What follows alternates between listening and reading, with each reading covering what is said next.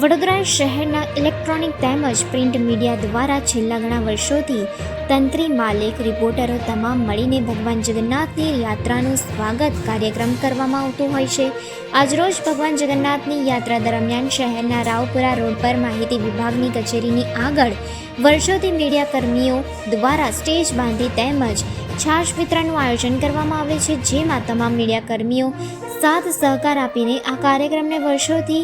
ઉજવી રહ્યા છે। જ્યારે આજ રોજ ભગવાન જગન્નાથની યાત્રા રાવપુરા પહોંચી હતી ત્યારે હાજર રહેલ TNN ન્યૂઝ ચેનલના રાજેશભાઈ આયરે તેમજ કટિબંધ ન્યૂઝ ચેનલ પેપરના માલિક જીતેન્દ્રભાઈ શ્રીવાસ્તવ, આ કાર્યક્રમનું આયોજન કરનારા અપૂર્વભાઈ, રૂપેશભાઈ ચોકસી, સંતોષભાઈ કહાર અને અન્ય કેટલાક મીડિયા કર્મીઓ આ કાર્યક્રમમાં હાજર રહી ભગવાન જગન્નાથની રથયાત્રાનો સ્વાગત કાર્યક્રમ કર્યો હતો।